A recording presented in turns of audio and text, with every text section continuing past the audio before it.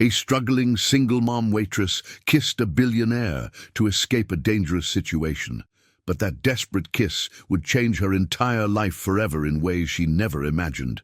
Drop your city below and subscribe. Ready for an amazing story with a twist ending? Let's begin.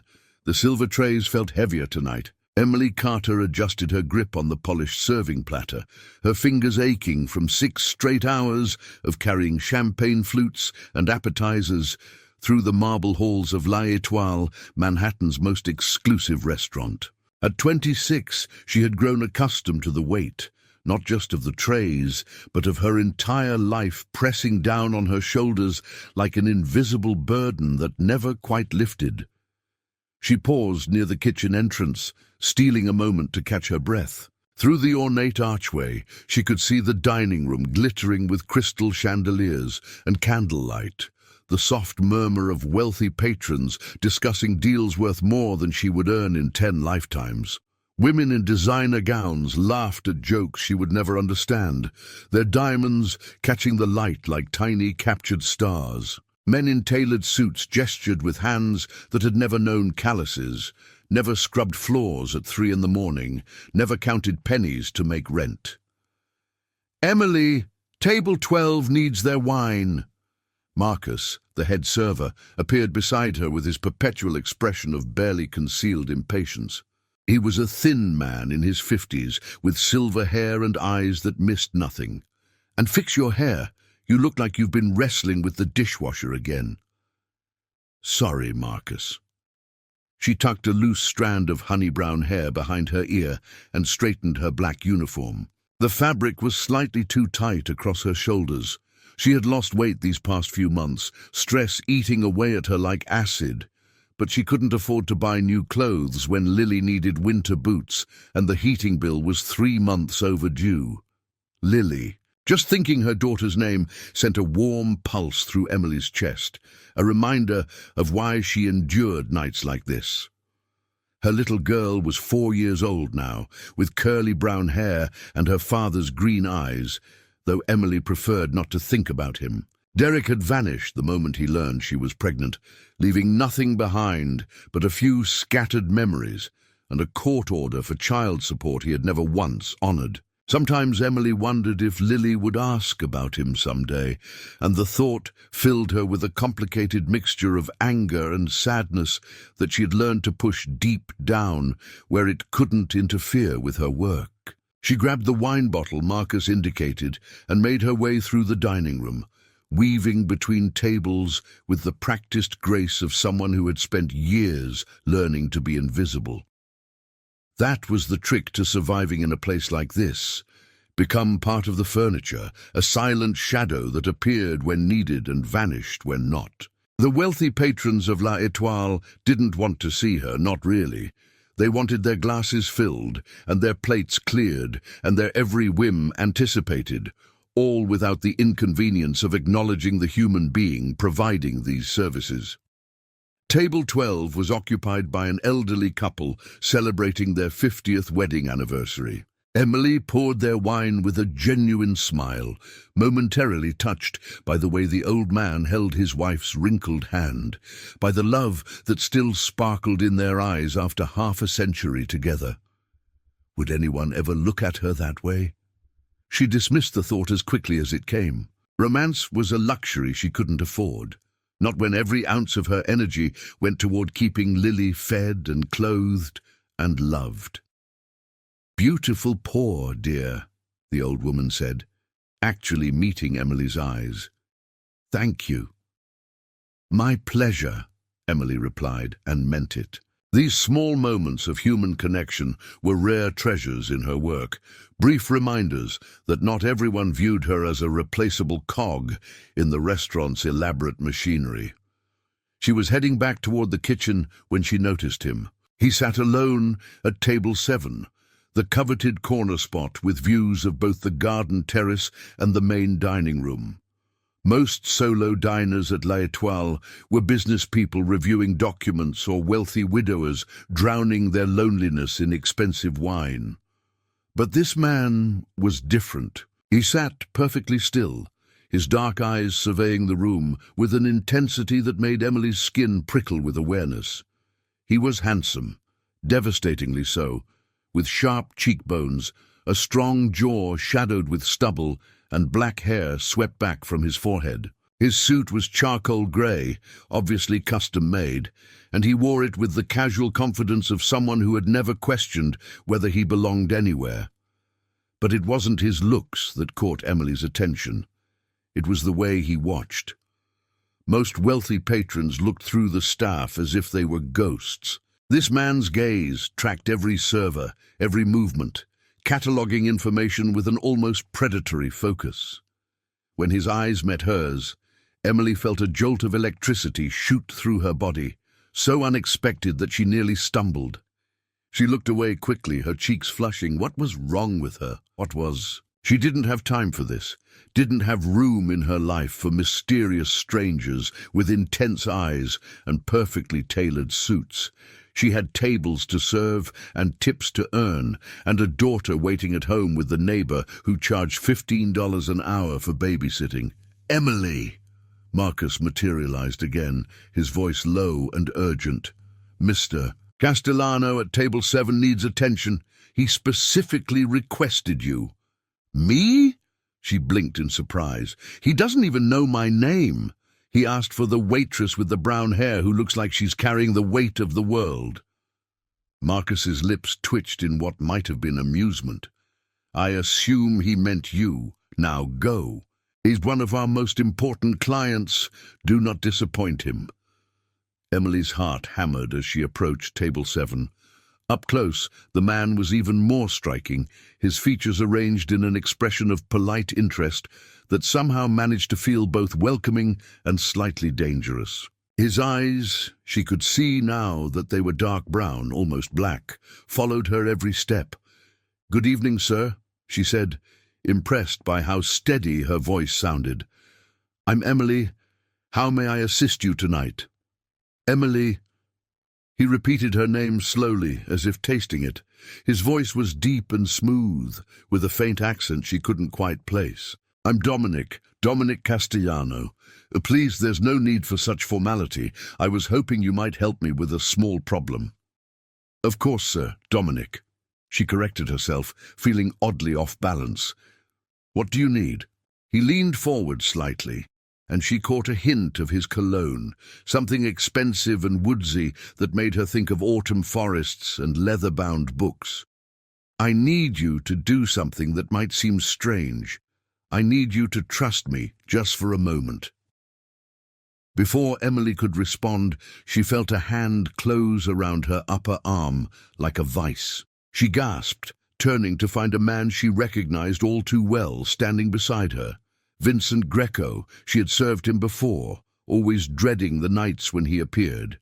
He was a regular at La Étoile, a man whose eyes lingered too long on the female staff, whose comments always carried an undertone of threat beneath their surface politeness. He was heavy-set, with slicked back hair and a gold watch that probably cost more than her annual salary, and his grip on her arm was painfully tight. "There you are, sweetheart," Vincent said, his smile not reaching his cold blue eyes. "I've been looking for you. We need to have a little conversation about that tip you shorted me last week." Emily's blood ran cold. She hadn't shorted him anything. She was meticulous about her work, but she knew better than to argue with men like Vincent. She had learned that lesson the hard way, through years of dealing with customers who believed their money entitled them to whatever they wanted. "Sir, I'm with another customer right now," she said carefully, trying to pull her arm free. His grip only tightened, and she knew there would be bruises tomorrow. "Perhaps we could discuss this later. Perhaps we could discuss this now." Vincent's voice dropped to a dangerous whisper. "In private. My car is outside. You and I are going to take a little drive, and you're going to learn what happens to people who steal from me." Terror seized Emily's chest. This wasn't about a tip. This was something else entirely, something predatory and dark that she had sensed lurking beneath Vincent's surface every time he looked at her. Her eyes darted around the room, But the other servers were busy with their tables, and Marcus was nowhere to be seen. She was alone, trapped in plain sight, and no one was going to help her. "The lady isn't going anywhere with you." The voice cut through Emily's panic like a blade through silk. Dominic Castellano had risen from his seat, and though his words were quiet, they carried an authority that made Vincent's grip falter momentarily.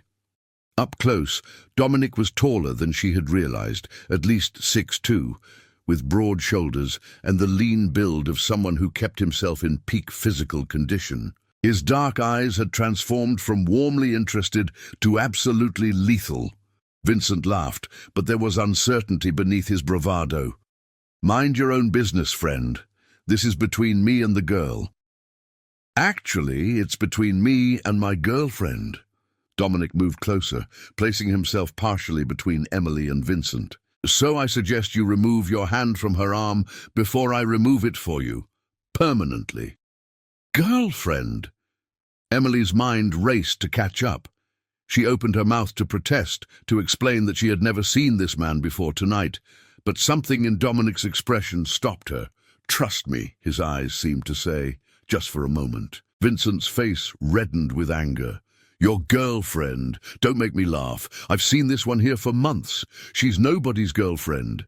She's—" What happened next would replay in Emily's memory for years to come, each detail crystalline and surreal. Dominic's hand shot out and closed around Vincent's wrist with surgical precision, twisting just enough to make the larger man gasp and release Emily's arm.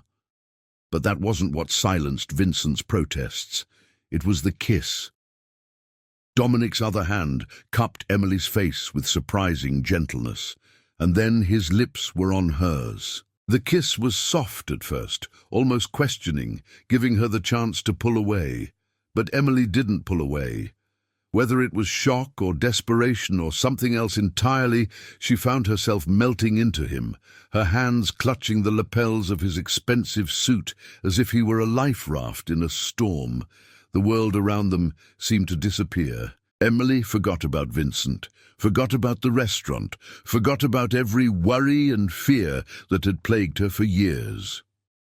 All she could feel was the warmth of Dominic's lips, the strength of his arms as they wrapped around her waist. The way her heart was racing so fast, she thought it might burst from her chest. The kiss deepened, and she heard herself make a small sound of surprise and pleasure that would embarrass her later. When they finally broke apart, both breathing heavily, Vincent was staring at them with an expression of disbelief and barely contained rage. But something had shifted in his demeanor, a flicker of recognition in his eyes as he looked at Dominic, followed by what might have been fear. "Castellano," Vincent said slowly, as if the name had just registered. "Dominic Castellano. I didn't realize—" He swallowed hard. "I didn't know she was with you. My apologies. There won't be any trouble." He was backing away even as he spoke, his earlier aggression evaporating like morning mist. Within seconds, he had disappeared through the restaurant's front entrance, leaving Emily standing in Dominic's arms, with her lips still tingling from their kiss. "Are you all right?" Dominic's voice was gentle now, all trace of the dangerous edge gone. His hands had moved to her shoulders, steadying her as her legs threatened to give way. "I apologize for the dramatic intervention. I couldn't think of another way to convince him you weren't available."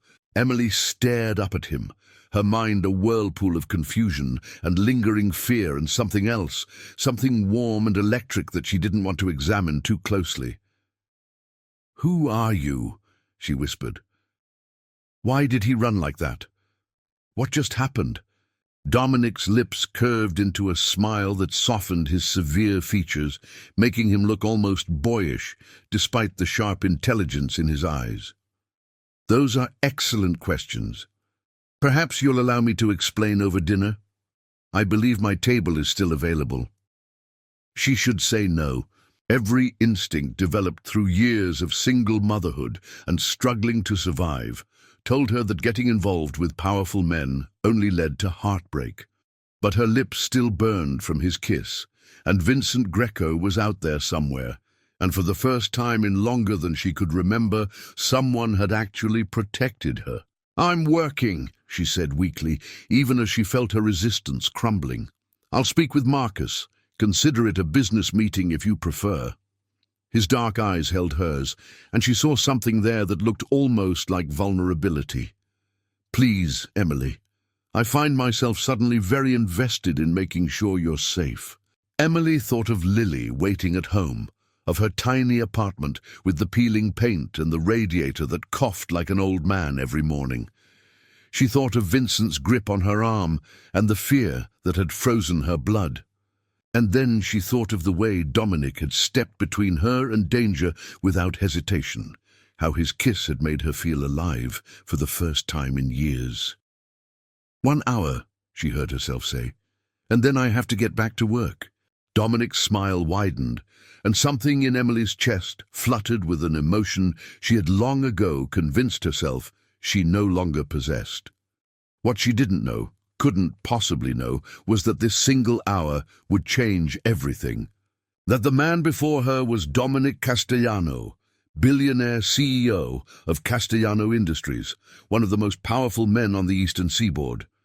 That his presence at La Étoile tonight was not coincidence, and that their desperate kiss, born of danger and split-second decisions, had set in motion a chain of events that would transform her life in ways she never imagined. But that was a story still unfolding, and for now, Emily simply took his offered hand and allowed herself to hope that perhaps, just perhaps, her luck was finally about to change. And before we continue, I'd love to know where you're watching from.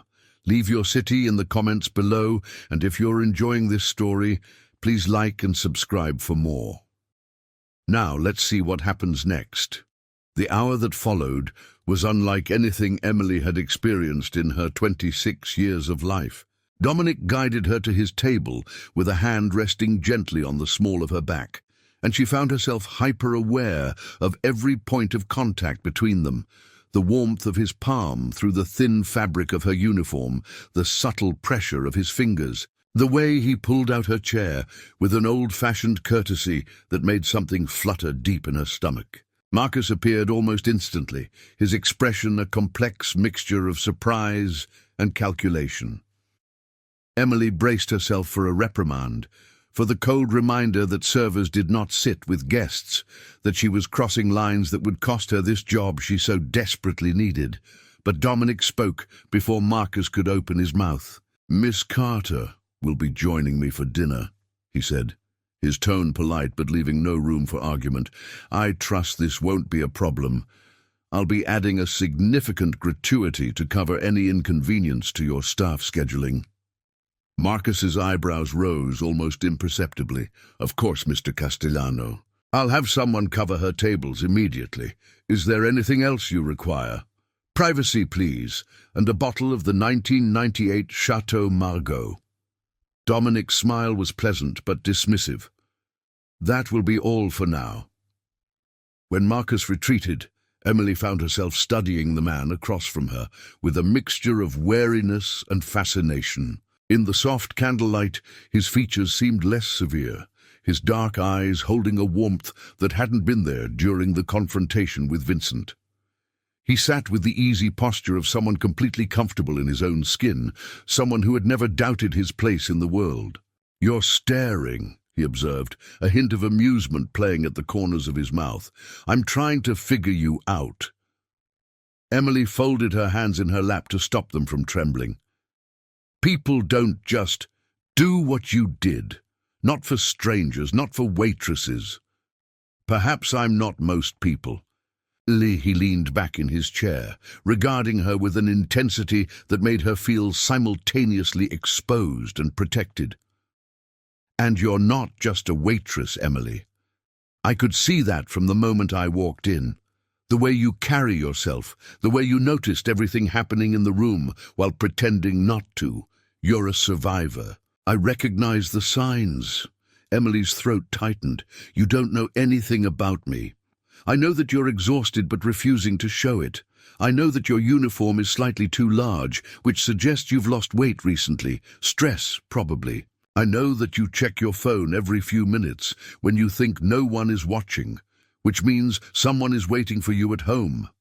A child, I'd guess, based on the way your face softens whenever you do it." He paused, his expression gentling.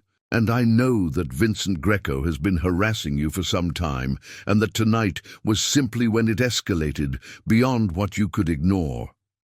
Emily's blood ran cold. "How could you possibly?" "I'm very good at reading people. It's how I've survived in my world." Dominic's voice dropped, and she caught a flash of something dark in his eyes, old pain, carefully controlled. "And I've encountered men like Vincent before. They're predators. They pick their targets carefully, isolate them, make them feel like they have no options. The fact that you're still here, still fighting, tells me everything I need to know about your strength." The sommelier arrived with their wine, and the interruption gave Emily a moment to compose herself. Her hands were shaking as she accepted the glass Dominic poured for her, and she took a sip more to have something to do than out of any desire for alcohol. The wine was extraordinary, rich and complex, nothing like the cheap boxed variety she occasionally treated herself to at home, but she barely tasted it. "Why were you watching me?" she asked finally, needing to understand. "Before Vincent came over, I saw you. You were tracking everyone in the room, but you kept coming back to me. Why?" Dominic was quiet for a long moment, his fingers tracing the rim of his glass. When he spoke, his voice was softer than before, almost reluctant. "Because you reminded me of someone I couldn't save a long time ago." The words hung between them, heavy with unspoken history. Emily wanted to ask more, to push past the walls she could sense around this mysterious man, but something in his expression stopped her. Some wounds were too raw to probe, even with good intentions. "I'm sorry," she said quietly, "for whoever that was." His eyes met hers, and she saw surprise there, as if he hadn't expected empathy from her, as if he was used to people taking without ever thinking to give. "Thank you. But tonight isn't about my past. Tonight is about making sure you're safe." He leaned forward, his expression growing serious. "Vincent Greco isn't just a handsy customer, Emily. He's connected to people who operate outside the law. The fact that he backed down when he recognized my name suggests he knows better than to cross me. But that protection only works if people believe you're actually mine." Emily's cheeks flushed at the possessive word, even as her mind raced to process what he was saying. "What are you suggesting?" "I'm suggesting that for the next few weeks, at minimum, you allow me to be seen with you. Dinner, perhaps a charity event or two. Nothing that would compromise your integrity or put you in any position you're uncomfortable with. Simply a visible association that would make Vincent and anyone like him think twice before approaching you again." "And what do you get out of it?" Emily couldn't keep the suspicion from her voice. She had learned long ago that nothing came without strings attached, especially from powerful men. "You don't strike me as someone who does things out of the goodness of his heart." Dominic laughed, a genuine sound that transformed his face, making him look younger and somehow more human. "You're right to be cautious. In truth, there is something I would gain. I'm expected at several high-profile events over the coming months, and arriving alone has become complicated. My business associates seem determined to introduce me to their daughters, and my own mother has taken to sending me photographs of suitable matches on a weekly basis." He grimaced. Having a companion would provide a welcome buffer against their matchmaking attempts. Despite herself, Emily felt a smile tugging at her lips. "So you're suggesting we use each other? I get protection from Vincent, and you get protection from marriage-minded socialites. When you put it that way, it sounds rather mercenary." His eyes sparkled with humor. "I prefer to think of it as a mutually beneficial arrangement between two people who understand the value of boundaries." Emily should have said no. Every logical part of her brain was screaming that this was insane, that she didn't know this man, that pretending to date a billionaire could only end in disaster. But another part of her, the part that had kissed him back with everything she had, the part that had felt truly safe for the first time in years when he stepped between her and Vincent, that part whispered that maybe, just maybe, taking a chance wouldn't destroy her. "I have a daughter," she said, watching his face carefully for any sign of retreat. "She's 4 years old. Her name is Lily. If we do this, whatever this is, she can't be part of it. I won't have her confused or hurt by some arrangement that has an expiration date." Dominic nodded slowly, his expression thoughtful rather than deterred. "That's completely reasonable. I would never expect you to involve your child in our arrangement, though I should tell you—" He hesitated, something flickering in his dark eyes. "I'm actually quite fond of children. My younger sister has twins, and I'm their favorite uncle. Or so they tell me, usually when they want something." The image of this severe, powerful man being wrapped around the fingers of small children was so incongruous that Emily found herself laughing. It felt strange, using muscles in her face that had grown stiff from disuse. When had she last laughed like this? She couldn't remember. "I can't make any promises tonight," she said finally. "I need to think about this. I need to consider all the implications for my daughter and my job and my life." But she reached across the table, surprising both of them by briefly touching his hand. "Thank you for intervening, for the offer, for treating me like a person worth protecting." Dominic turned his hand over, his fingers briefly intertwining with hers before letting go. The contact lasted only seconds, but Emily felt it echo through her entire body. "You are worth protecting, Emily Carter. I hope you'll give me the chance to prove that to you." The rest of the evening passed in a blur of conversation and wine and a slowly building connection that Emily hadn't anticipated. Dominic told her about his company, Castellano Industries, a conglomerate with interests in technology, real estate, and renewable energy. But more importantly, he asked about her. He wanted to know about Lily, about her dreams, about the path that had led her to serving tables at La Étoile.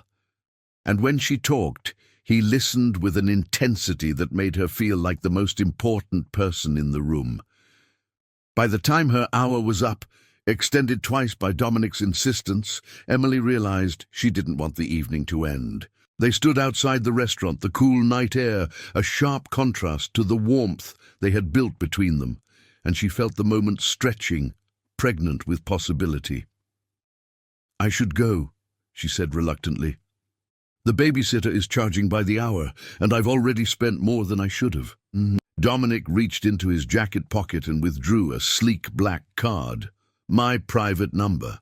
Think about what I said, Emily, and please." His expression grew serious. "If Vincent contacts you, if anything happens that makes you feel unsafe, call me immediately. I don't care what time it is." Emily took the card, her fingers brushing against his. "Why do you care so much? You just met me."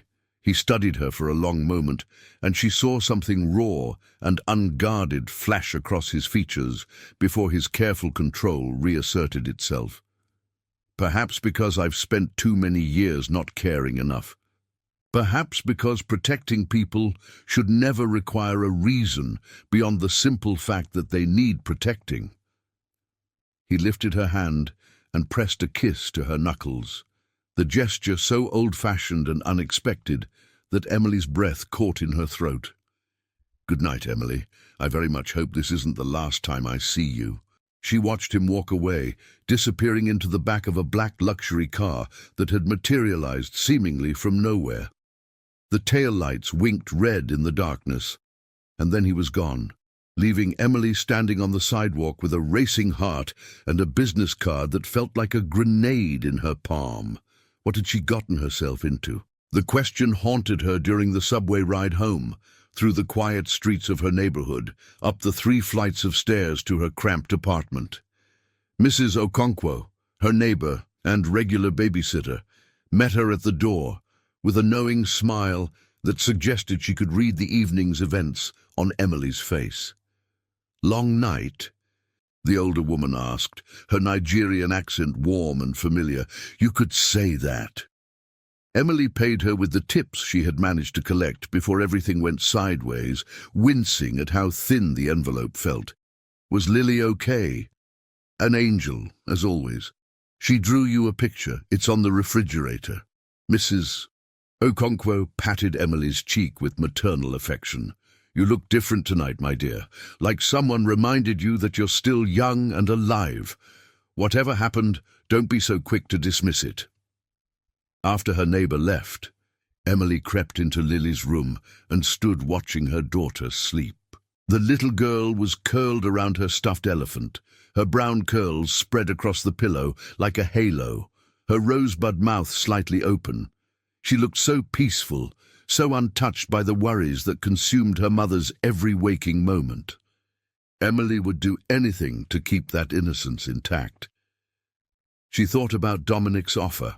A fake relationship with a billionaire, protection from Vincent, stability she hadn't known in years, but also risk, the risk of exposure, of getting too close, of letting someone pass the walls she had so carefully constructed. On the refrigerator, Lily's drawing showed 2 stick figures holding hands. "Mommy and me," Lily had labelled it in her careful preschool letters, but there was a 3rd figure off to the side, taller than the others, with a question mark where the face should be. "Who's that, baby?" Emily whispered to the sleeping child, touching the paper gently. She knew Lily couldn't answer, but the question lingered in her mind anyway. Who was the mysterious 3rd figure in her daughter's imagination? A father Lily had never known? A future that Emily had never dared to envision? Or perhaps someone new?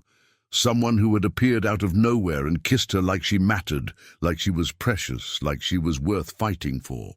Emily went to bed that night with Dominic's card on her nightstand and his taste still lingering on her lips. Tomorrow, she told herself, she would make a rational decision. Tomorrow she would weigh the pros and cons like the responsible mother she was. But tonight, just for tonight, she allowed herself to dream of possibilities she had long ago abandoned. And in those dreams, dark eyes watched over her, keeping her safe from all the Vincents of the world. Little did she know that across Manhattan, in a penthouse that overlooked Central Park, Dominic Castellano stood at his window, unable to sleep, replaying every moment of their encounter. He had come to La Étoile on business, following a lead on Vincent Greco's money laundering operation. Finding Emily had been unexpected. Wanting to protect her had been instinctive, but this pull he felt toward her, this need to see her again that bordered on compulsion, that was something else entirely, something that could complicate everything he was trying to accomplish. Something that might, if he wasn't careful, expose vulnerabilities he had spent a lifetime learning to hide. He thought of her daughter Lily, 4 years old, and counting on a mother who was stretched to the breaking point. He thought of Emily's fierce independence, her reluctance to accept help, her eyes that held too much pain for someone so young. He thought of the woman he hadn't been able to save all those years ago, and felt the old guilt stirring in his chest. This time would be different. This time he had the power and resources to make a difference. This time he wouldn't stand by while someone suffered. But as he finally turned from the window and sought the emptiness of his king-sized bed, Dominic couldn't shake the feeling that Emily Carter was going to be far more than a temporary arrangement. She was going to be the woman who changed everything. 3 days later, Emily found herself standing outside the gleaming glass tower of Castellano Industries, her heart pounding so loudly she was certain the doorman could hear it. She had spent those 3 days in an agonizing cycle of doubt and hope, picking up her phone to call Dominic at least a dozen times before setting it back down. But this morning, Lily had woken up with a fever. and the pediatrician had recommended tests that Emily's insurance wouldn't cover, and the reality of her situation had crashed over her like a cold wave.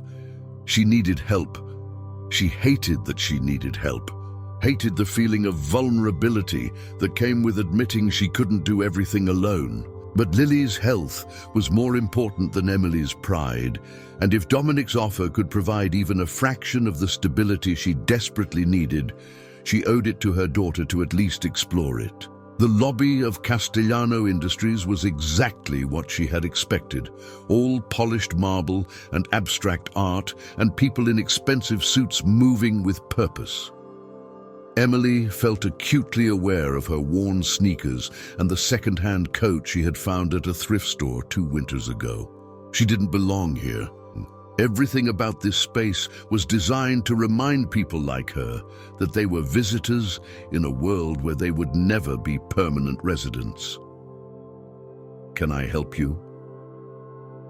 The receptionist was a beautiful woman with perfect makeup and a smile that didn't quite reach her eyes. She looked at Emily's clothes with barely concealed disdain, already preparing to redirect her to a service entrance. "I'm here to see Dominic Castellano," Emily said, forcing her voice to stay steady. "He gave me his private number, but I was hoping to speak with him in person." The receptionist's eyebrows rose. "Do you have an appointment?" "No, but if you could just tell him that Emily Carter is here. Mr. Castellano is an extremely busy man. He doesn't see anyone without an appointment, and his schedule is booked for the next 3 months. The receptionist's tone had shifted from dismissive to openly hostile. "Perhaps you could leave a message, and someone from his office might get back to you, eventually." Emily's cheeks burned with humiliation. Of course, this had been a mistake. What had she been thinking, showing up unannounced at a billionaire's office like she had any right to be there? She was turning to leave, her eyes stinging with unshed tears, when a familiar voice cut through the lobby's ambient noise. "Emily?" She spun around to find Dominic emerging from a private elevator, his brow furrowed with concern. He was even more striking in daylight, wearing a charcoal suit that probably cost more than her annual salary, his dark hair slightly disheveled, as if he had been running his hands through it. Behind him trailed a small entourage of assistants with tablets and phones, but he brushed past them without a second glance, his entire focus locked on her. "What are you doing here? Is everything all right? Did something happen?" The questions tumbled out rapidly, his hands reaching for her shoulders as if to assure himself she was real and unharmed. "I'm fine," she said quickly, acutely aware of the receptionist's gaping stare and the curious glances from passing employees. I wanted to talk to you about your offer, but clearly you're busy and I should have called first. I'm sorry, Don't apologize." His voice softened, and she saw the tension in his shoulders ease slightly. "I'm glad you came. I was starting to worry you had decided I was more trouble than I was worth." He turned to address his waiting entourage without releasing her. "Cancel my next meeting. Something important has come up." "But sir, the board presentation can wait. Emily, come with me." He guided her toward the private elevator, his hand warm and steady against her lower back. "We'll talk in my office. It's more private."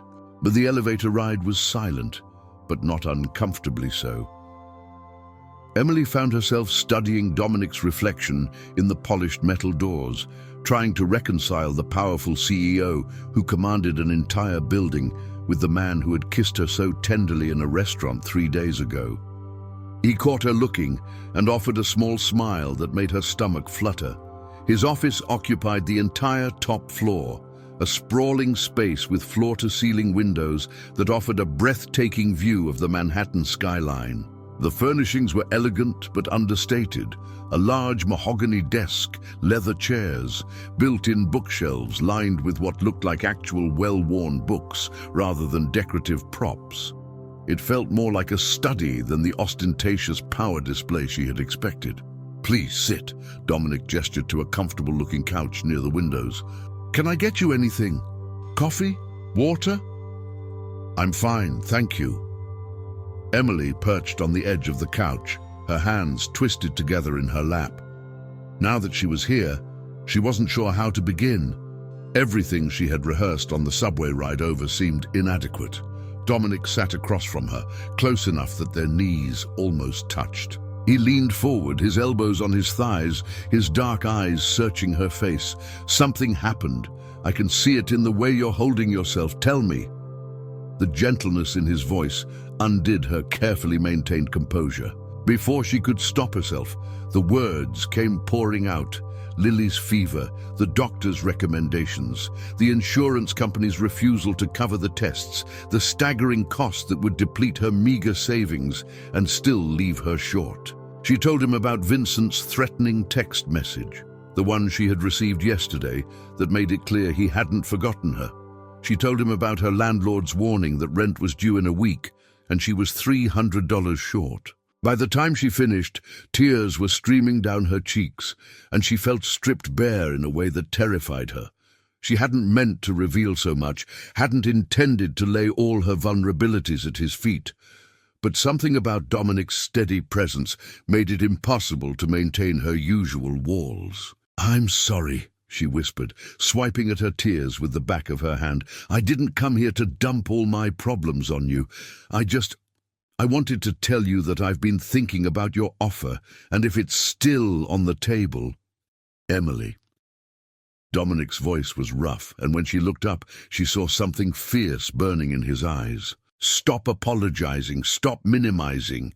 You're a mother fighting to protect her child with absolutely no support system. The fact that you've managed as well as you have is nothing short of remarkable." He reached out and took her hands in his thumbs tracing soothing circles across her knuckles. "My offer is absolutely still on the table. But I want to be clear about something. I'm not doing this because I expect anything in return. Your daughter needs medical care, and that's happening regardless of any arrangement between us. I'll have my personal physician see her today, and every test she needs will be covered. End of discussion." Emily shook her head, pulling her hands back. "I can't accept that. It's too much. You barely know me, and I know enough." His jaw tightened with determination. "I know that you work yourself to exhaustion to provide for your daughter. I know that you've been dealing with harassment from a dangerous man and haven't asked anyone for help. I know that you came here today, despite how hard it must have been, because you love your child more than you love your pride." He paused, his expression softening. "And I know that 3 nights ago you kissed me like you meant it. That counts for something in my book." The memory of their kiss hung between them, electric and undeniable. Emily felt her cheeks flush, remembering how completely she had lost herself in that moment, how right it had felt to be in his arms. "The arrangement," she said, desperately trying to steer the conversation back to practical matters. How would it work? Dominic settled back in his chair, adopting a more business-like demeanor that she suspected was for her benefit. "We would be seen together in public, dinners, events, perhaps a few carefully staged photographs. The story would be that we've been seeing each other quietly for a few weeks and are now going public. I have a charity gala next Saturday that would serve as an excellent debut." "And Vincent?" "Once word spreads that you're with me, Vincent won't dare come near you. The Greco family has history with my company. They know better than to create problems for anyone under my protection." A dark edge crept into his voice. "But if he does try anything, I have people who can handle it." Emily nodded slowly, processing. "And in exchange, I accompany you to events so your mother stops sending you pictures of eligible socialites." A genuine laugh escaped him, breaking the tension. "That's the official arrangement, yes, though I should warn you, my mother is formidable. She'll probably love you, which may create its own complications." Before Emily could respond, there was a sharp knock at the door, and a woman entered without waiting for permission. She was tall and elegantly dressed, with dark hair pulled back in a sleek chignon, and features that bore a striking resemblance to Dominic's. Her eyes, the same deep brown as his, swept over Emily with an assessing gaze that missed nothing. "Dominic, your assistant said you cancelled the board meeting for something important." The woman's voice was cool, aristocratic. "I assumed it was a crisis. I didn't realize it was a woman. Victoria." Dominic rose, his posture stiffening. "I wasn't expecting you until tomorrow." Clearly, Victoria's gaze hadn't left Emily. "Are you going to introduce us, or shall I guess?" Emily stood, painfully aware of how out of place she must look in this world of designer clothes and power plays. "I'm Emily Carter," she said, extending her hand. "I'm a friend of Dominic's." Victoria's handshake was brief and perfunctory. "A friend? How lovely." The skepticism in her tone was unmistakable. "And what exactly do you do, Emily Carter?" "I'm a waitress at La Étoile." Something flickered in Victoria's expression. Surprise, followed by what might have been contempt. "How interesting. And how long have you and my brother been friends?" So this was Dominic's sister. Emily straightened her spine, refusing to be intimidated, despite the cold sweat gathering at the back of her neck. "Not long. We met a few days ago." Days. Victoria's voice could have frozen water. "And in these few days, you've somehow become important enough for my brother to cancel a presentation to the board of directors. A presentation, I might add, that affects the future of our entire company." She turned to Dominic, her composure cracking to reveal genuine anger. "What is going on here, Dom? Mother sent me to check on you because you've been distracted for days, and I find you entertaining some—" "Careful." Dominic's voice dropped to a dangerous register Emily hadn't heard before. "Think very carefully about how you want to finish that sentence, Victoria." The siblings stared at each other, a silent battle of wills playing out in the space between them. Emily felt like an intruder in a family drama she didn't understand, currents of history and resentment flowing beneath the surface. Finally, Victoria looked away. "Fine, but we need to talk. Privately." She gave Emily one last dismissive glance. "I'm sure you can find your own way out."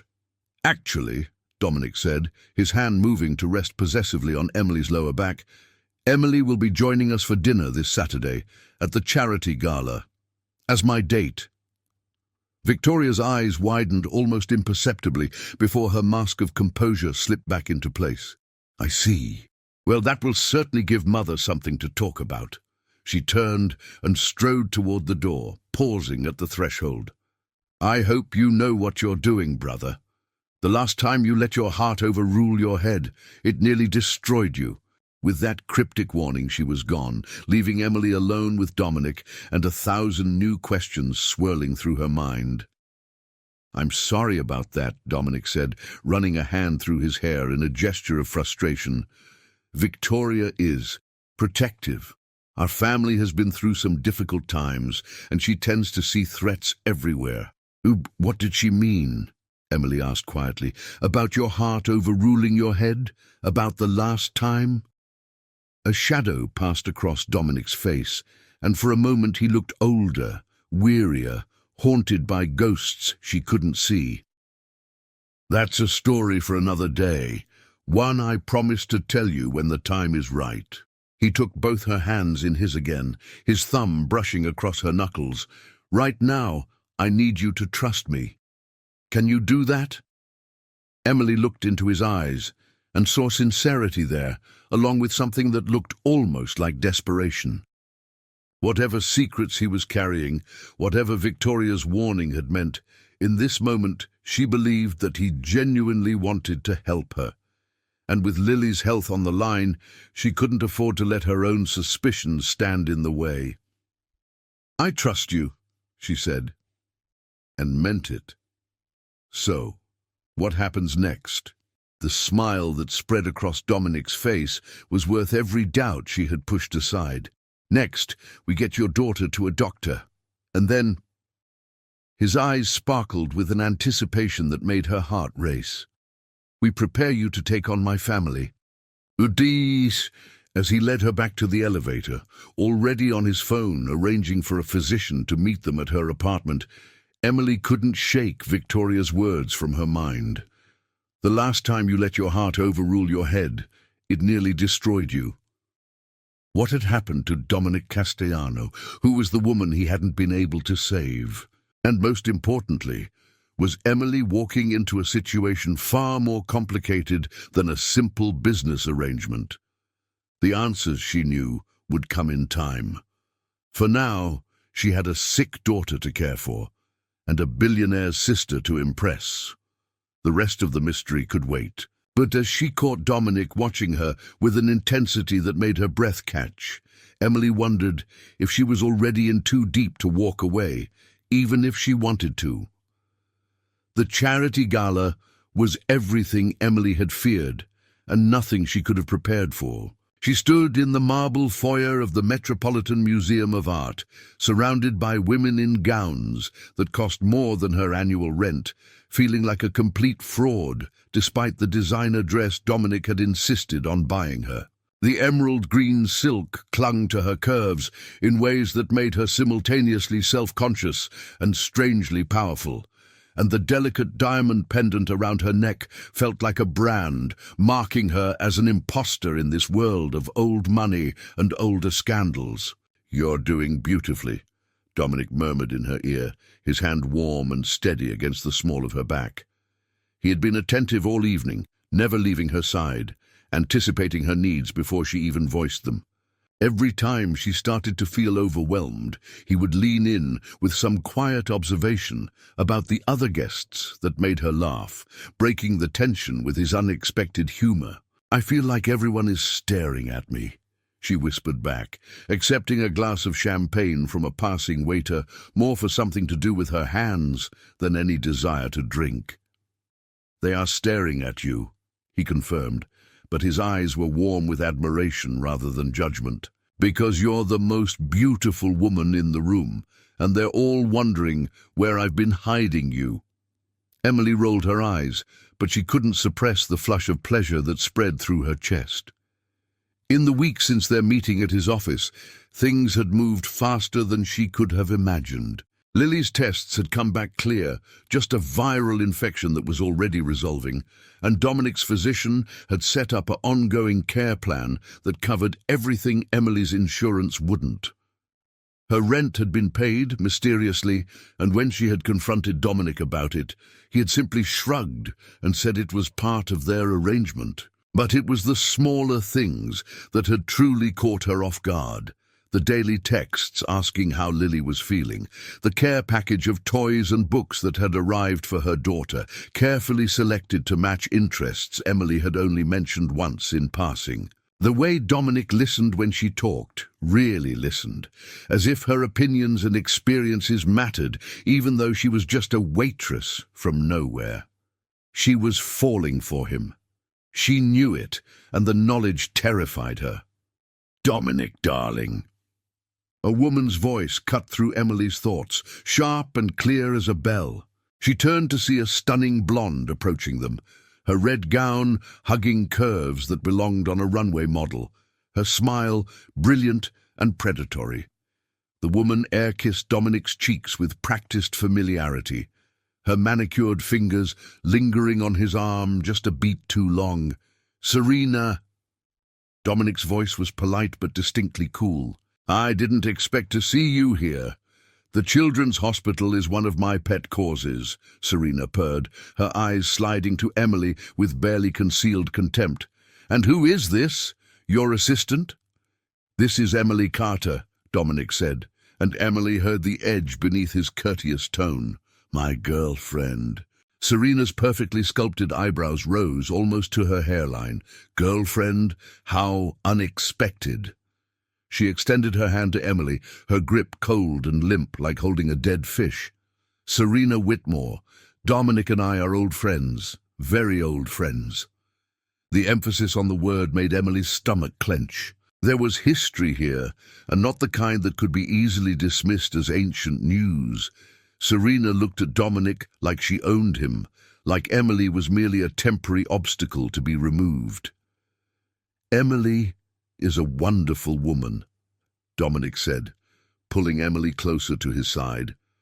"I'm lucky to have found her." "Found her where exactly?" Serena's smile was sharp enough to cut glass. "She doesn't look familiar. I thought I knew everyone in our circle." "Our circle." Emily surprised herself by speaking up, her voice steady despite the churning in her gut. "I didn't realize social circles came with membership requirements. Is there an application process, or do you just inherit the snobbishness?"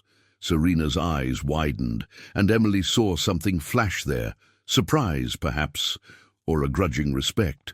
Dominic made a sound that might have been a suppressed laugh. "She has spirit," Serena acknowledged, her tone taking on a calculating quality that made Emily even more uneasy. "I can see why you're intrigued, Dom. You always did have a weakness for projects." Before Dominic could respond, Serena had glided away, disappearing into the crowd with one last, meaningful glance over her shoulder. Emily felt the tension in Dominic's body, the way his jaw had tightened at Serena's final words. "Who was that?" she asked quietly, though she suspected she already knew. Dominic was silent for a long moment, his eyes following Serena's progress across the room. "Someone I used to know," he said finally. "Someone I thought I loved a long time ago. She's not relevant anymore." But the way he said it, with that slight hesitation, that shadow in his eyes, told Emily that Serena was very relevant indeed. Whatever history they shared, it wasn't as ancient as Dominic wanted her to believe. What happened next would only make things worse. Mrs. Helena Castellano descended upon them like a force of nature, her silver hair immaculately styled, her black gown elegant and severe. She was shorter than Emily had expected. Somehow she had imagined Dominic's formidable mother as a towering figure. But what she lacked in height, she made up for in sheer presence. Her dark eyes, so like her son's, swept over Emily with an assessment that missed nothing. "So this is the woman who has my son cancelling board meetings," Helena said, her voice carrying the faint accent of old European aristocracy. "I must say, when Victoria called me, I expected someone more polished." "Mother." Dominic's voice held a warning that Helena seemed entirely immune to. "Don't mother me, Dominic. I have every right to be concerned." Helena stepped closer to Emily, studying her face with an intensity that made Emily want to squirm. "You're pretty enough, I suppose, and you have good posture, that counts for something. But you're also a single mother working as a waitress, with no family connections I can discern and no obvious assets beyond whatever my son sees in you."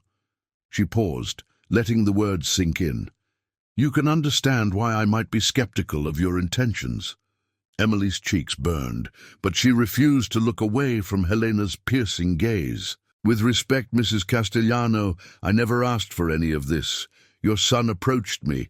Your son offered this arrangement. If anyone should be skeptical of intentions, it's me. I'm the one with everything to lose." Helena's eyes narrowed, and for a terrible moment Emily thought she had gone too far. But then, unexpectedly, the older woman smiled, a small, grudging expression that transformed her severe features. "Spirit," Helena said, echoing Serena's earlier assessment. "Good. You'll need it if you're going to survive this family." She turned to Dominic, her expression softening slightly. "She may not be what I would have chosen for you, but she has a backbone. That's more than I can say for most of the vapid socialites I've been introducing you to." "Does this mean you approve?" Dominic asked, surprise evident in his voice. "It means I'm willing to observe. The jury is still out." Helena patted Emily's arm with a gesture that was almost maternal. "Don't let anyone here intimidate you, dear. Half of them are drowning in debt, and the other half are sleeping with each other's spouses. You may be an outsider, but at least you're honest about it."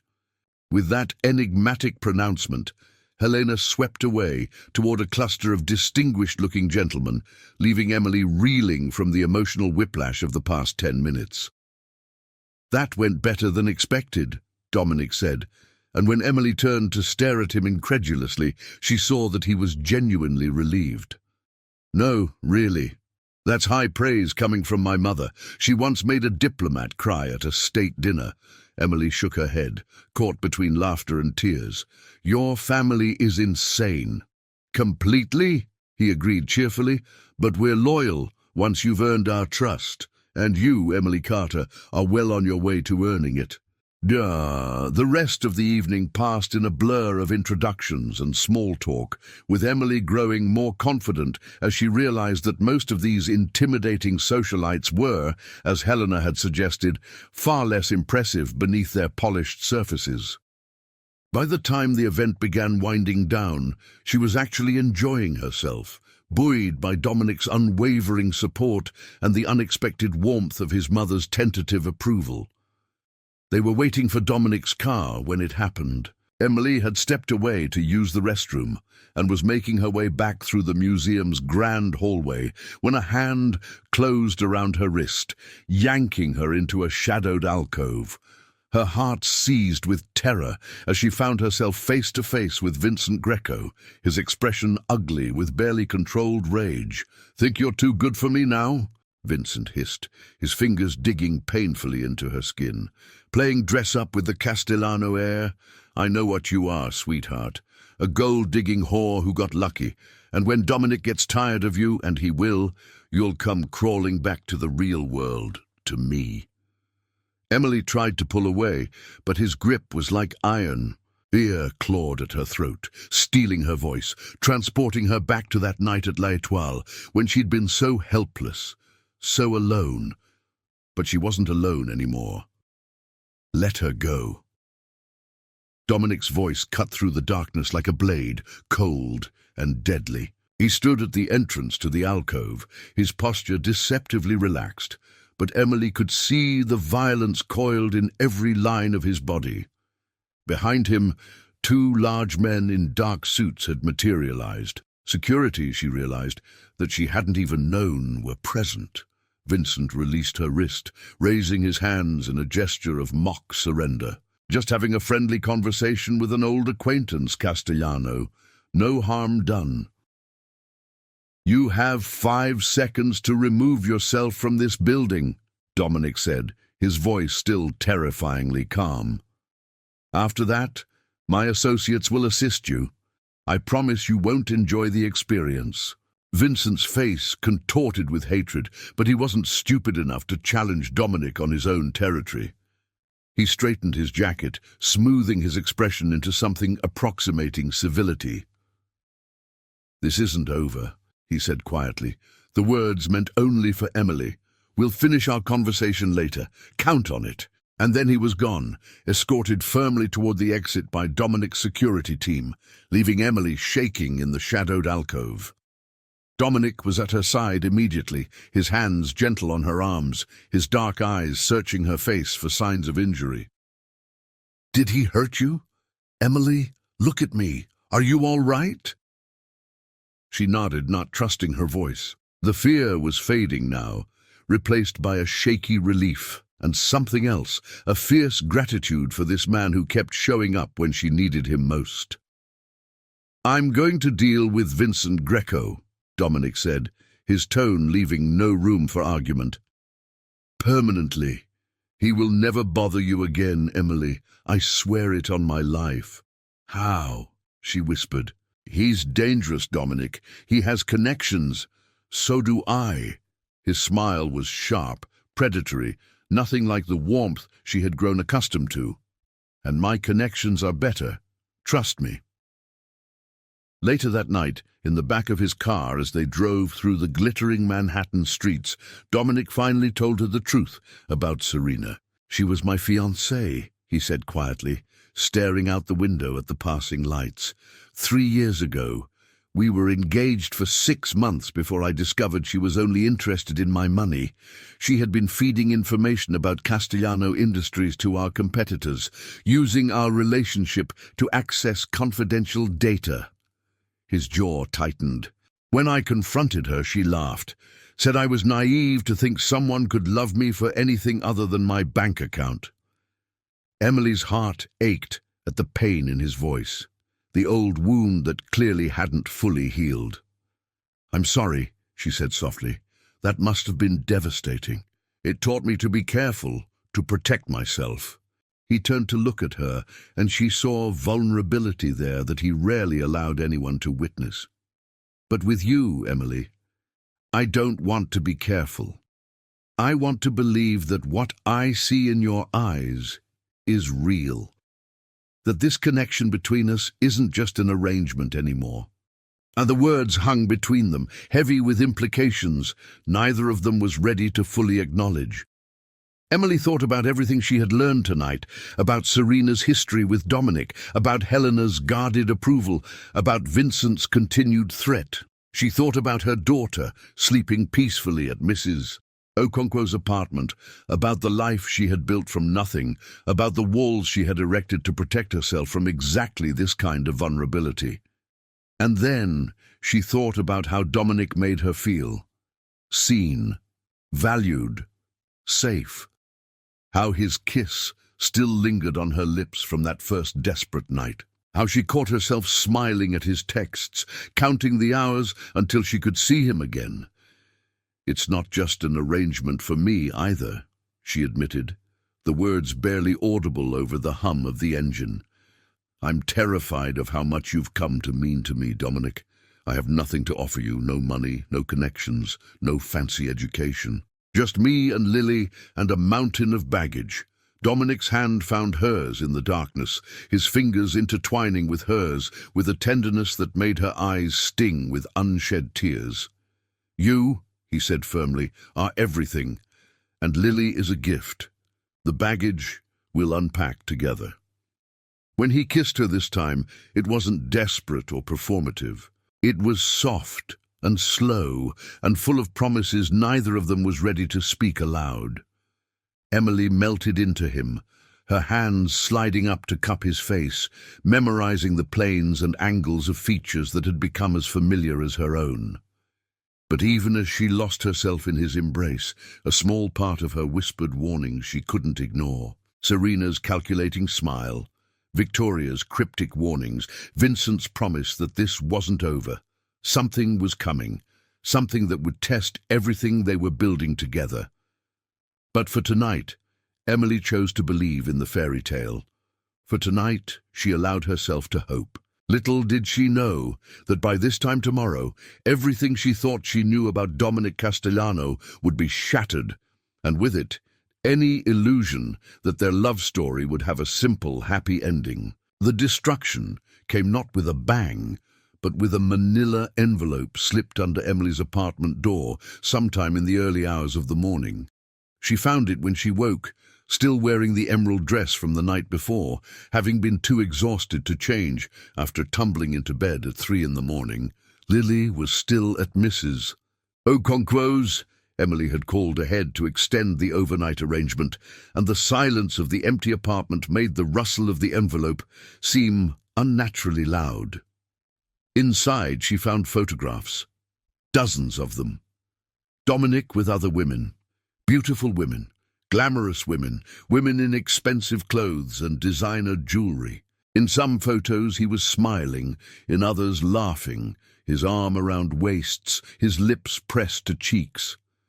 The images spanned years, judging by his changing hairstyles and the evolution of his fashion choices. Written across the back of each photograph, in elegant feminine handwriting, were dates and descriptions. Miami, 2019, Dominic's birthday celebration. Aspen, 2020, holiday retreat. Paris, 2021, Fashion Week. But the worst was the final document in the envelope. A printout of a news article from 2 years ago, the headline screaming in bold letters, "Billionaire Playboy's charitable scheme exposed. Women accuse Castellano of using rescue tactics to seduce vulnerable targets." Emily's hands trembled as she read the article. It detailed allegations from 3 women who claimed Dominic had approached them during difficult periods in their lives: financial troubles, family crises, professional setbacks, offering help and support that quickly turned romantic. Each woman described a similar pattern: the generous assistance, the gradual intimacy, the intense relationship that burned hot and fast before Dominic inevitably moved on, leaving them with nothing but memories and expensive gifts that felt like payment for services rendered. "He has a savior complex," one woman was quoted as saying. "He gets off on rescuing damaged women. We're projects to him, not people. The moment we start to heal, he loses interest." The words blurred as tears filled Emily's eyes. Was this who Dominic really was? Had everything between them been nothing more than a pattern he had perfected over years of practice? She thought of how they had met, her in danger, him swooping in to save her. She thought of his offer to help with Lily's medical bills, with her rent, with every problem that had seemed so overwhelming. She thought of how he had made her feel special, chosen, worthy of rescue. Had it all been a manipulation? She was still staring at the photographs, paralyzed by shock and grief, when her phone buzzed with a text from Serena Whitmore. "I thought you should know the truth before you got in too deep. He did the same thing to me once." The charming savior act. The overwhelming attention. The promises that felt so real. "And then one day I wasn't damaged enough anymore, and he discarded me like last season's fashion. Be careful, Emily. Dominic Castellano collects broken birds. He doesn't actually want them to fly." Emily threw her phone across the room, a sob tearing from her throat. Everything she had allowed herself to believe, every wall she had let him dismantle, every hope she had permitted herself to feel, it had all been built on lies. She was just another in a long line of projects, another vulnerable woman for Dominic to rescue and abandon. She thought of Lily, who had already started asking about Mommy's nice friend, who had accepted the toys and books with innocent delight, who had no idea that the man sending them probably had a storage unit somewhere filled with similar gifts for all the other children of all the other single mothers he had seduced over the years. The anger came then, hot and cleansing, burning through the grief like wildfire through dead brush. Emily had survived Derek's abandonment. She had survived years of struggling as a single mother. She had survived Vincent Greco's threats and the daily indignities of working in a world that looked through her like she was invisible. She would survive Dominic Castellano's betrayal too, but first she was going to confront him. She arrived at Castellano Industries looking nothing like the polished woman who had graced the charity gala the night before. Her hair was pulled back in a messy ponytail, her face bare of makeup, her clothes the worn jeans and faded sweater of her real life. The same receptionist who had tried to dismiss her before took one look at her expression and paled, immediately reaching for the phone. "Mr.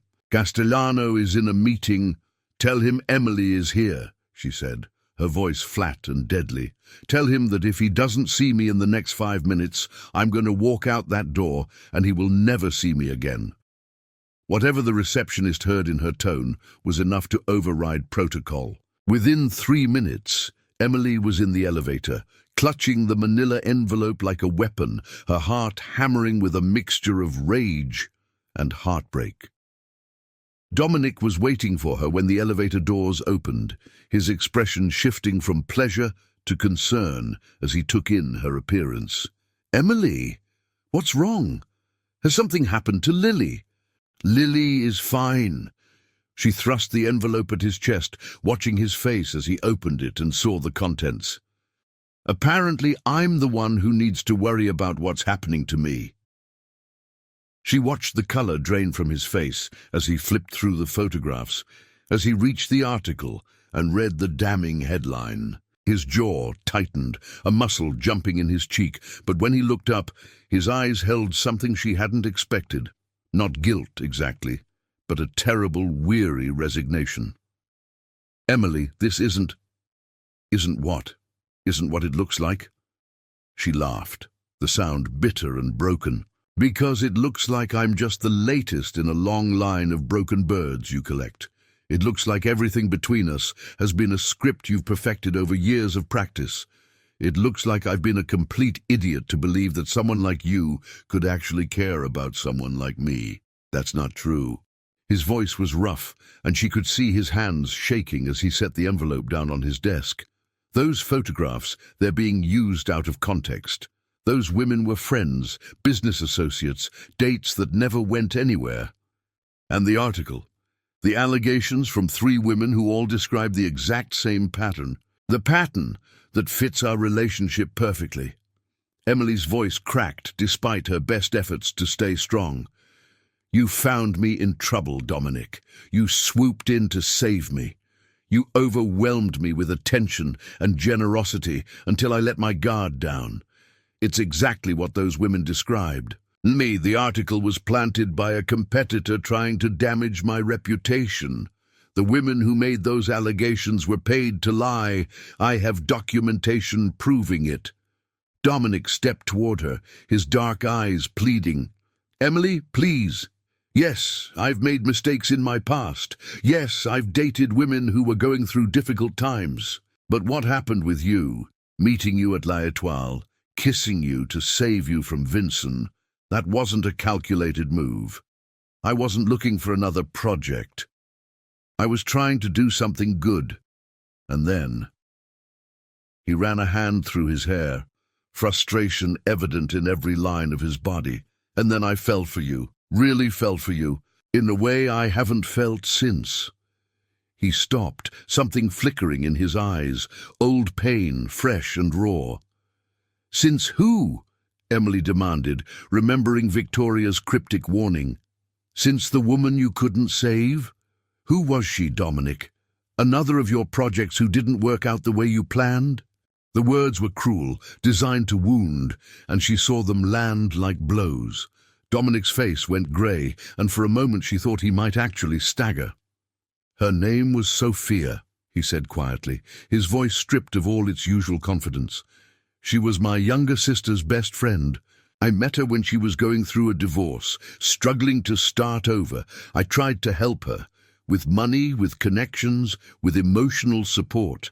I thought I was being a good person." He paused, and Emily saw his throat work as he swallowed. "I didn't realize I was falling in love with her until it was too late. And I didn't realize that her ex-husband was dangerous until..." He closed his eyes. "Until he found out about us. Until he came to her apartment with a gun."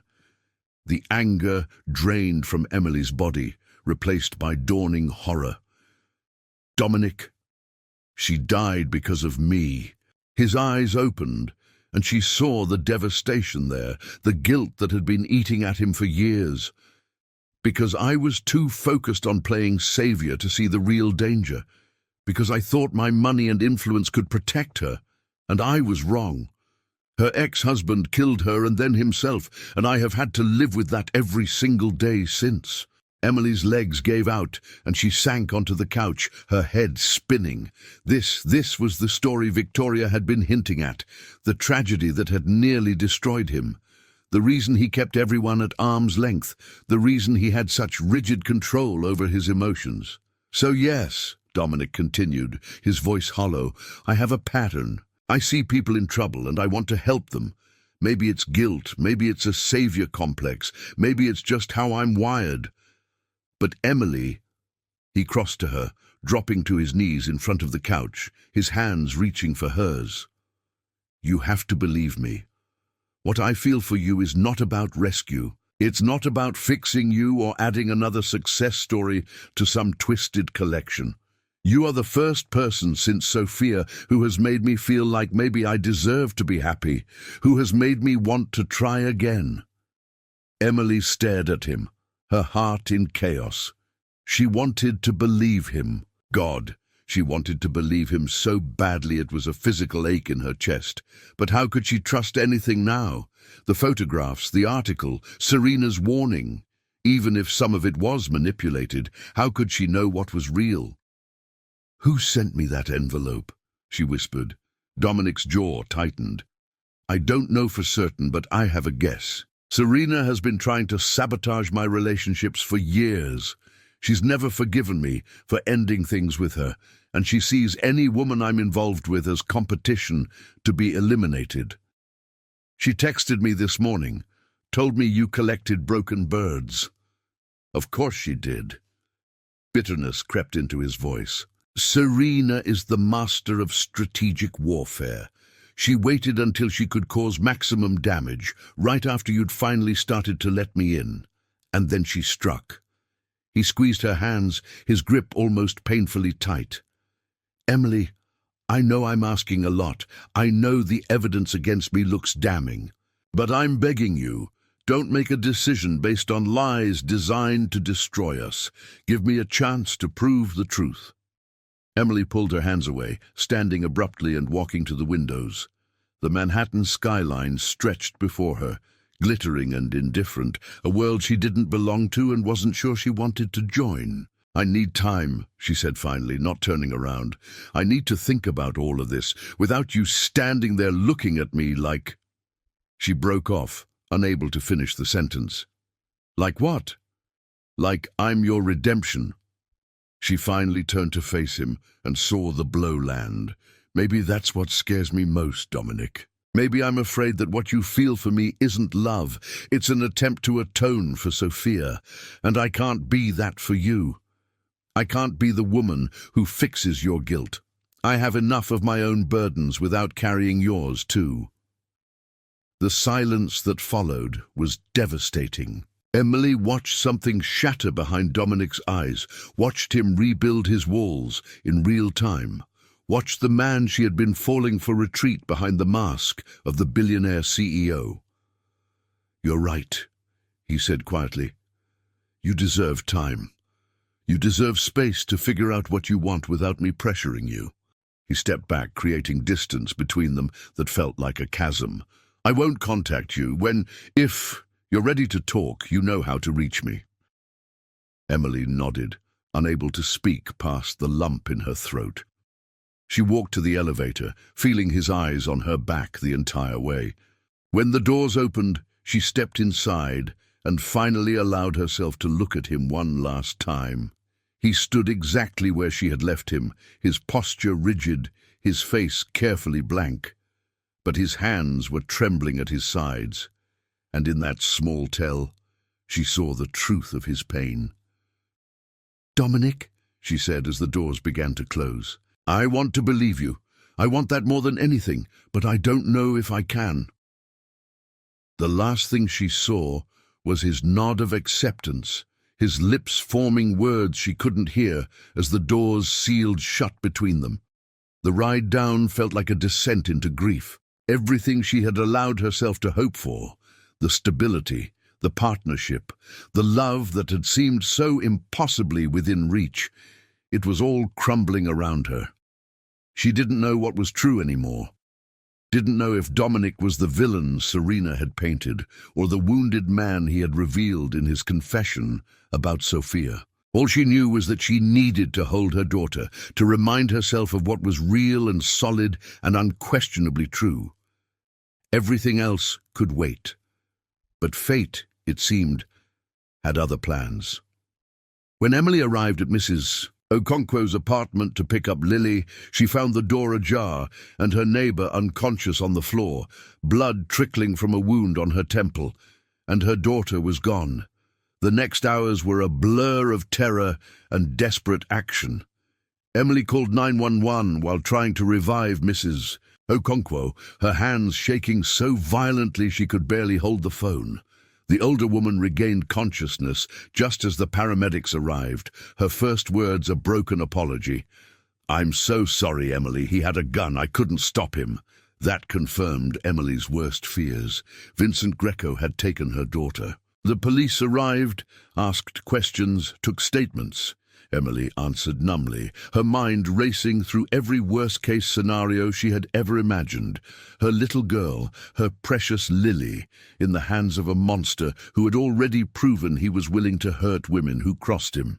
The thought was unbearable, a pain so acute it felt like being torn apart from the inside. And then Dominic was there. She didn't know how he had found out. Later, she would learn that his security team monitored police frequencies for any incidents connected to people in his circle. But suddenly, he was striding through her apartment building's hallway, his face a mask of controlled fury that made the police officers step back instinctively.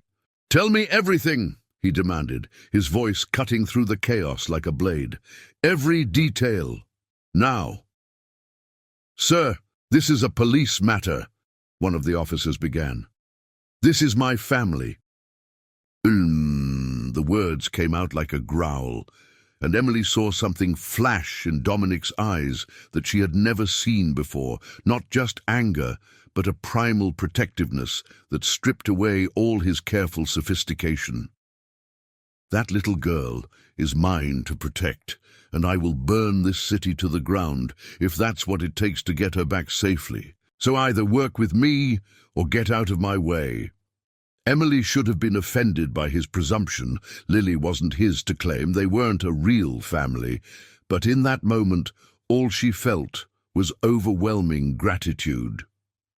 For the first time since finding Mrs. Okonkwo on the floor, she felt a flicker of hope. "Vincent took her," she said, her voice steadier than she expected. "Mrs. Okonkwo said he had a gun, said something about teaching me a lesson." Dominic's jaw tightened. He pulled out his phone and made a call, speaking in rapid Italian that Emily couldn't follow. When he hung up, his expression had shifted, still furious, but now with an edge of determination that suggested he had a plan.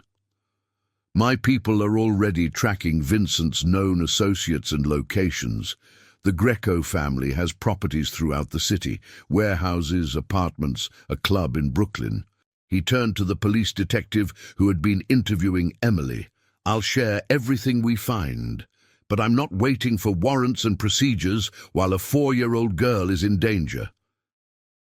The detective looked like he wanted to argue, but something in Dominic's expression made him reconsider. "We'll coordinate," he said finally. "But Mr.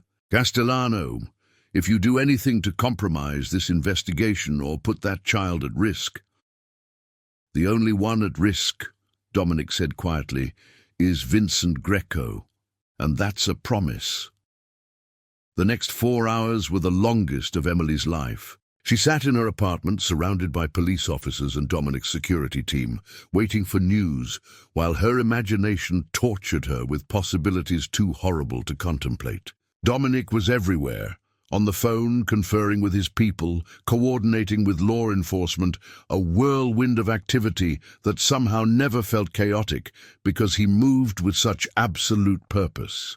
And then, just as Emily was beginning to lose hope, Dominic's phone rang. She watched his face as he listened, saw his eyes close briefly, saw his shoulders sag with something that looked like relief. "We found her," he said, and Emily's legs gave out beneath her. "One of Vincent's warehouses in Brooklyn. My team is on site. She's scared, but she's unharmed." Emily was sobbing before she could stop herself, great wrenching sounds that came from somewhere deep in her chest. Dominic was beside her in an instant, his arms wrapping around her, pulling her against his chest, while she fell apart. "She's okay," he kept saying, his voice rough with emotion. "She's safe now. I've got you. I've got both of you." The police made the official arrest. Vincent Greco was taken into custody, along with 2 of his associates, but it was Dominic's security team who had located the warehouse, Dominic's connections who had provided the intelligence that led them there. When they finally brought Lily home, the little girl ran straight to Emily with a cry of "Mommy!" that shattered what remained of Emily's composure. She held her daughter for what felt like hours, breathing in the familiar scent of her hair, feeling the solid warmth of her small body, reassuring herself over and over that this was real, that Lily was safe, that the nightmare was over. But it wasn't until later, after Lily had finally fallen asleep in Emily's bed, refusing to let go of her mother's hand, even in her dreams, that Emily found Dominic sitting alone in her living room, his head in his hands, his shoulders shaking with silent sobs. "Dominic?" She approached him carefully, not sure what she would find. When he looked up, his face was ravaged, tear tracks cutting through the careful composure he usually maintained, his dark eyes red-rimmed and haunted. "I'm sorry," he said, his voice breaking. "I should have protected her sooner. I should have dealt with Vincent permanently instead of just warning him off. If anything had happened to her, but nothing did." Emily sat beside him, taking his hands in hers. "She's safe because of you. We're safe because of you." "I almost lost you both." His grip tightened on her hands. "This morning, when you walked away, I understood. I deserved it. Everything Serena sent you, even if it was manipulated, it contained enough truth to make you doubt me. I have made mistakes. I have hurt people with my savior complex, even when I thought I was helping." He paused, struggling for words. "But Emily, today, when I got the call that Lily was missing, I realized something I should have understood much sooner." "What?" "I don't want to save you." He met her eyes, and she saw raw honesty there, more vulnerable than she had ever seen him. "I want to be with you. There's a difference. Saving someone means fixing their problems and moving on. Being with someone means standing beside them through the problems and beyond, building something together, growing together." He brought her hands to his lips, pressing a kiss to her knuckles. "I love you, Emily Carter. Not because you needed rescuing, but because you rescued me. You made me believe I could be more than my mistakes, that I could have a family again." Emily's eyes filled with tears, different tears now, tears of hope instead of fear. She thought about everything that had happened in the past few weeks. The chaos and the confusion, yes, the pain of Serena's manipulation and the terror of Lily's kidnapping, but also the connection she had felt with Dominic from the very beginning. The way he made her laugh, the way he looked at her like she was precious, the way he had moved heaven and earth to bring her daughter home safely. "The photographs," she said quietly. "The article, Serena's accusations. I can show you documentation disproving all of it. Bank records showing the women who made accusations were paid off by a business rival. Statements from the women in those photographs confirming they were friends or colleagues, nothing more." His expression was earnest. "I'm not a saint, Emily. I've made mistakes in my past, but I have never used women as projects. Today, I have never seduced someone just because they were vulnerable. And I would never, ever treat you or Lily as anything less than the treasures you are." Emily believed him. She wasn't sure when the shift had happened, wasn't sure if it was the desperate hours of searching for Lily or the raw emotion she saw in his face now. But somewhere along the way, her doubts had dissolved, replaced by a certainty that felt as solid as bedrock. "I love you too," she said, and watched his face transform with a joy that took her breath away. "God help me. I've been falling for you since you kissed me in that restaurant. I just didn't want to admit it because it seemed impossible. Because people like you don't end up with people like me." "People like me?" Dominic pulled her closer, his forehead resting against hers. "You mean broken people who have spent years building walls because they're terrified of being hurt again? People who have convinced themselves they don't deserve happiness?" He smiled, and it was the most beautiful thing she had ever seen.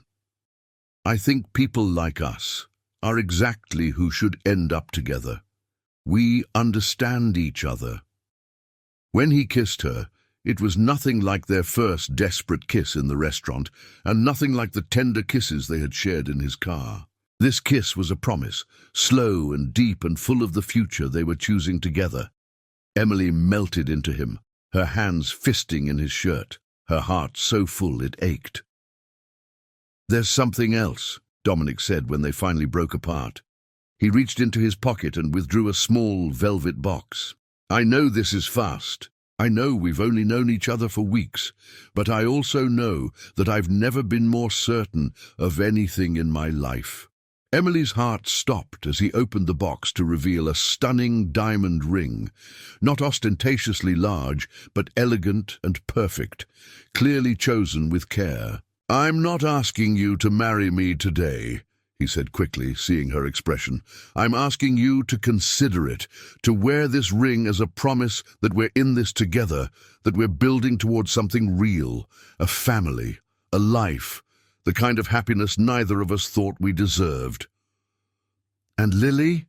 Emily whispered, her eyes fixed on the ring. "Lily is already part of this. I want to be there for her, not to replace anyone, but to be another person who loves her unconditionally. I want to take her to the park and help her with homework and chase away monsters from under her bed." His voice cracked. "I want to be her family, Emily, yours and hers, if you'll let me." Emily looked at the ring, at this man who had turned her life upside down in the best possible way, at the future stretching out before her, bright with possibility instead of shadowed by fear.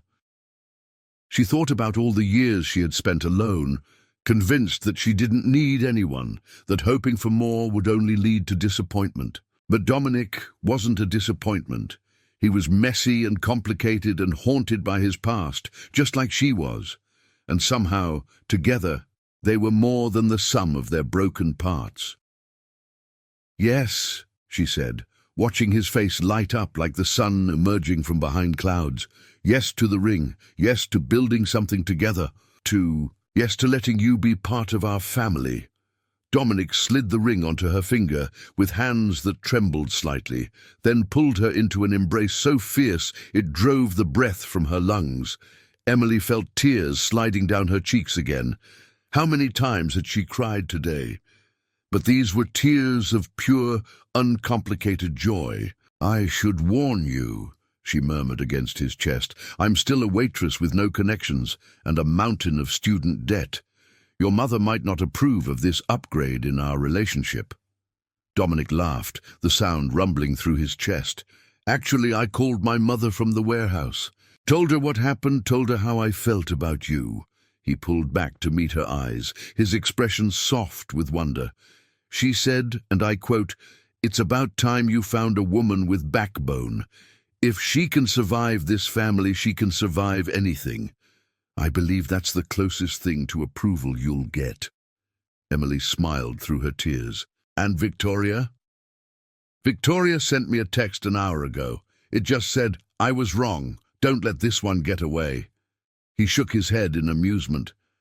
"I think you've officially been accepted into the Castellano clan." "What about Serena?" Dominic's expression hardened. "Serena is being dealt with. The evidence package she sent you, I've traced it back to her. Combined with her history of corporate espionage, she's facing serious legal consequences. She won't be bothering us again." Emily nodded, filing that away. She didn't want to think about Serena tonight. Didn't want to think about Vincent or the terror of those hours when Lily was missing or any of the darkness that had almost destroyed what they were building. Tonight, she just wanted to be here, in Dominic's arms, with her daughter safe in the next room and a diamond ring on her finger that represented everything she had never dared to hope for. "Stay tonight," she said quietly. "Lily will be so happy to see you when she wakes up. She's been asking about Mommy's nice friend." "Mommy's nice friend?" Dominic's eyes crinkled with warmth. "I think I can work with that title, for now." They moved to the bedroom, where Lily was still sleeping, her small hand stretched out as if reaching for someone. Emily climbed into the bed carefully, not wanting to wake her, and felt Dominic settle on her other side. For a long moment, they just lay there in the darkness, listening to Lily's soft breathing, feeling the warmth of each other's presence. "This is real," Dominic murmured, his arm draped over both of them protectively. "This is actually happening." "It's real," Emily confirmed, reaching across Lily's sleeping form to intertwine her fingers with his. "We're real." The next morning, Lily woke to find both of them there, and her shriek of delight, "Mommy's friend stayed for a sleepover," echoed through the apartment with the pure joy that only a child can possess. Emily watched Dominic scoop her daughter into his arms, watched Lily giggle as he pretended to be a monster, watched the two of them together, and felt her heart expand until it seemed too large for her chest. This was her family now, broken in places, scarred by the past, but healing. Together. 1 month later, Emily stood in the doorway of their new apartment, a penthouse that Dominic had insisted on, but that she had decorated with warmth rather than cold luxury. Watching as Lily showed her grandmother Helena her impressive collection of drawings. "This is Mommy," Lily explained seriously, pointing to a stick figure. "And this is Dominic. He's going to be my new daddy. And this is you, Grandma Helena. You have a crown, because Mommy says you're like a queen." Helena, who had arrived 20 minutes ago with the express purpose of inspecting her future daughter-in-law's domestic arrangements, actually laughed, a full, genuine sound that Emily had never heard from her before. "A queen," Helena repeated, her eyes meeting Emily's with something that might have been respect. "I rather like that." Dominic appeared behind Emily, his arms wrapping around her waist. "Mother's smiling," he observed in a low voice. "Should I be worried?" "She and Lily have formed an alliance," Emily whispered back. "I'm not sure if that's terrifying or adorable. Both. Definitely both." Victoria arrived shortly after, bearing wine and what she claimed was an olive branch. An actual olive branch, complete with a ribbon, because Victoria had a flair for the dramatic. "I was wrong about you," she said to Emily, with the air of someone who rarely admitted such things. "You're good for him. You make him human again." Emily thought about the man Dominic had been when they met, controlled, guarded, carrying the weight of Sophia's death like chains around his heart. And she thought about the man he was becoming, still protective, still intense but open now, vulnerable in the ways that mattered, willing to love again even though love had nearly destroyed him. "He does the same for me," Emily said quietly. The engagement party happened 2 months after that, a smaller affair than Helena had initially wanted, but Dominic had put his foot down. "Emily's family now," he had said firmly, "and family means respecting each other's comfort levels." The guest list included Mrs. Okonkwo, fully recovered and thrilled to be there, Emily's few close friends from work, and Dominic's immediate family and closest business associates. No photographers, no press, no society page coverage, just the people who mattered, gathered to celebrate something real. During the party, Emily slipped away to the terrace, needing a moment to breathe. The Manhattan skyline sparkled before her, the same view that had seemed so intimidating when she first entered Dominic's office all those weeks ago. Now it felt like home. Running away? She turned to find Dominic behind her, 2 glasses of champagne in hand. He offered her one, then joined her at the railing. "Just taking it all in," she said. "A few months ago I was a single mother, barely making rent, terrified of a man who wanted to hurt me. Now I'm engaged to a billionaire, living in a penthouse, and planning a future I never thought I'd have." She shook her head. "It feels like a fairy tale." "Fairy tales usually involve more dragons and fewer corporate board meetings," Dominic observed, "though my mother might qualify as a dragon in certain moods." Emily laughed, leaning into him. "Your mother has been nothing but kind to me since Lily decided to adopt her. That's because Lily has her wrapped around her tiny finger. It's actually quite impressive." He set down his champagne and turned her to face him, his hands gentle on her shoulders. "Emily, I need you to know something. This fairy tale, it's real because you chose it. You could have walked away a dozen times. When Serena tried to poison you against me, when you found out about Sophia, when the world seemed determined to keep us apart." His dark eyes searched her face. "You stayed. You fought. That's not a fairy tale. That's a choice. And it's the bravest thing anyone has ever done for me." Emily's eyes stung with tears, happy tears. She had come to learn the difference. "You saved my daughter. You protected us when we had no one. You showed me what it means to be loved, not in spite of my past, but including it." "We saved each other," Dominic corrected. "That's what real love is, I think. Two broken people who help each other heal, who choose each other every day, even when it's hard." He kissed her then, soft and slow, a promise renewed. Behind them, through the penthouse windows, Emily could hear Lily's laughter mixing with Helena's rare chuckle, could see Victoria actually dancing with Mrs. Okonkwo, while the other guests looked on in amazement. This was her life now, complicated and messy and full of people who had started as strangers and become family. A life that had started with a desperate kiss in a restaurant and had grown into something she couldn't have imagined. When they walked back inside, hand in hand, Emily caught a glimpse of their reflection in the glass, a woman in a simple blue dress and a man in a tailored suit, both of them smiling like they had discovered a secret the rest of the world didn't know. And maybe they had. Maybe the secret was that happy endings weren't given, they were built. Day by day, choice by choice, one act of trust and forgiveness at a time. Maybe the secret was that broken people could find each other and create something beautiful from the pieces.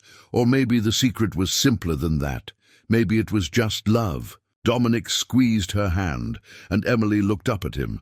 This complicated, wounded, fiercely protective man who had changed everything. "Ready?"